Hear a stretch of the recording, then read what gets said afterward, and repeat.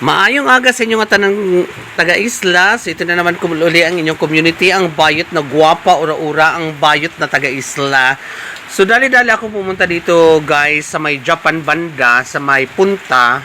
Kasi may aksidente daw na namatay na nalunod na kalabaw. So dali-dali ako pumunta dito at tiningnan ko kung anong nga ang nangyari at so talagang kinakatay na nila. So nadali-dali naman din kami umuwi kasi bawal naman din ito i-vlog or i-video, kaya I decide na uwi na lang kami at hindi ko nakunan. So for today's video guys, lahat ng mga taga-isla dito ay ulam ay Carabao kasi lahat bininta lang ng mura ang karne. So kumuha din si Ata at binigyan din kami ni Dudoy ng karne. So ang dami naming ulam na kalabaw at ang dami naming stock na Carabao meat sa among refrigerator. So ayan na guys, nakita nyo may nilapwahan, may tatadtarin pa kami na kalabaw. Abayad po yan, binayaran ni Dudo yan at saka bumili din sa atin. At mayroon pang binigay din si Manolo pala kasi hindi kumakain din si Manolo ng kalabaw. So ang aking mother, siyempre pag karni, tuwang-tuwa yan siya pag karni.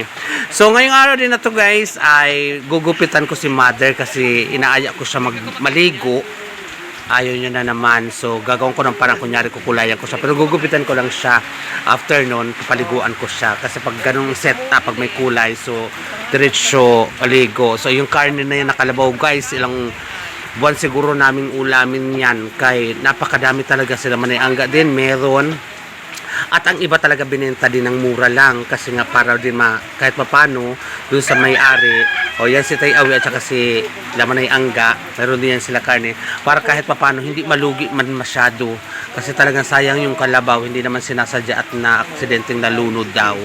So maupay na aga sa inyong tanan community, mag-enjoy lang kita for today's video and enjoy watching. And community, wag nyo naman skip ang ad channel 40. So dyan guys, nagupitan ko na si Balag tapos sunod ko nagugupitan dyan si Manay Nili. Ang gupit daw na gusto niya yung pang stay at home. Charot! Gusto niya, ang gusto niya lang naman talaga ay pantay-pantay lang kasi nahihirapan na daw siya magtali-tali at saka dami nalulugas ang buhok. So sabi ko Manay Nili is sit back and relax at ako na ang bahala sa paimo pagpapagwapa naman. Kay after nito gupitan ko si Manay Nili, asawa po yan ng aking kapatid si Manay Nili. Siya ay isang asawa siya ng kagkawad namin. Kapatid ko si Dudoy. So yan ginugupitan ko na dyan and mamaya niyan susunod ko na si Mother para mapaliguan ko si Mother. Okay? Community, I thank you and enjoy watching Bayot sa Isla.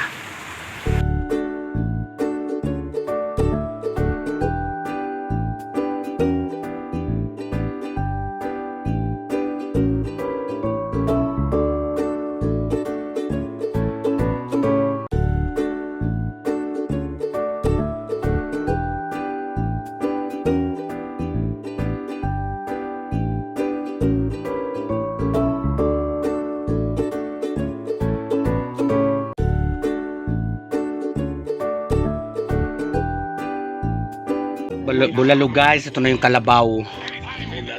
Bulalo. Oh, yan ang kay Mamay Laman.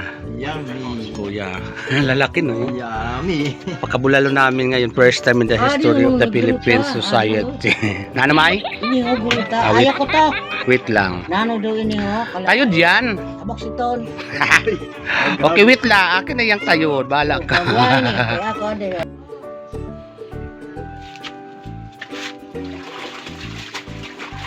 So habang kumakain si Mother at saka syempre pag bagong kain niya si Mother, ang dami pang tambay, ang dami pang ang dami pa niyang mga ura-urasyon. So bago ko siya mapaliguan, maglaba muna ako kasi medyo marami na rin akong labahan. So itong laban na to guys is, alam niyo naman, labang washing machine. 1, 2, 3, go, sampay. So dito ako naglaba Karamanulo dahil itong bombahan nila ay hindi na kailangan buhayin. Yung nilalagyan ng tubig, tapos saka mo bubombahin tapos lalabas ang tubig. So ito na kanila rekta na, pag binumbahan mo na diretso na may tubig. Kaya dito ako naglaba guys at napaka-easy maglaba dito. O shoutout kan Manay.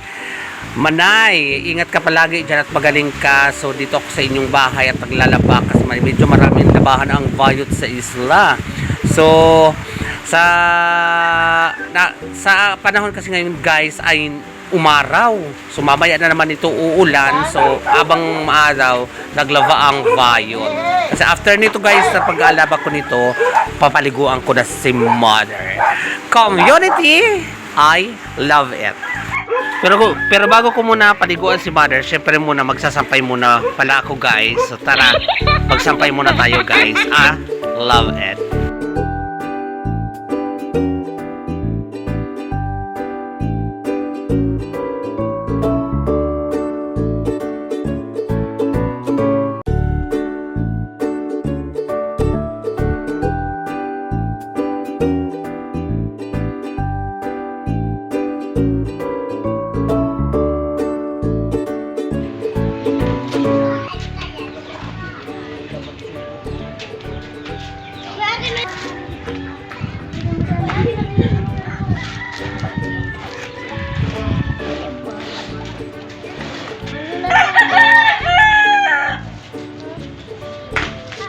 Ang pula ng lipstick ni Chukoy.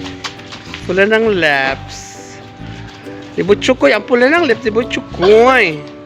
So pagtapos ko community maglabay, lumabas muna ako, nakita ko si Tay Awi naghahakot ng luka, nakita ko sa mga kabataan naglalaro. So dahil sa masarap ang ulam namin, napakanta na naman ang aking mudra. At tapos ko na siya paliguan dyan guys. So kanta-kanta siya dyan. At meron din siyang kanta, English, ngayon ko lang narinig sa kanya. May English portion pa pala siyang kanta. I love it. Sa lungkot at hirap, isang ngiti mo lang, puso ko'y nabihag, hinahanap, tinatawag kita liyan. Hindi yan. Wala nga anak English.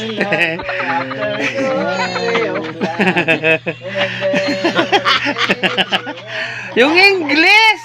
Kayo, di ko ba ito napapamatian? Wala nga anak English. Wala kanta, outro kanta ha. Where you when you left me alone. Seven broken heart. English. You did not even care how I suffer and cry. The moment you parted. For I'm been sedentary since the hospital day. When you left so far away. Naka-English yung Carabao. Life sedentary since then for my was April. Carabao ni Incom. Naka-English. So yan, pagkatapos yan kumanta ni Madam, gutom na naman niya kaya nakain na naman yan ulit. Pantulong na birthday Ate Darla. Ingat palagi. And stay beautiful. I love it. Sino man ito? Umuulan na naman ngayon, guys. Mamay bati si Ate Darla. Happy birthday. Kakaon ako. So, happy birthday lang una. Happy birthday Ate Darla. Tagan ka sa nalawig na kinabuhi ganun. Didilak mo sugad? Oo. Happy birthday, Darla. Tagang kasi maupay nga lawas sa lawig nga kinabuhi. Yung may pagmamahal, yung maganda. Ano maganda? Yung otro. Ayaw ko. Happy birthday Ate Darla. Ikaw Ate Happy Batida. birthday, Ate Darla. I love you. Kain tayo. Kain na kung siya sa Manila. Oo, sa Manila. Otrohan mo. Wala, God. Ito na ako. Eh, sa woman. Nagtimpla mo na naman.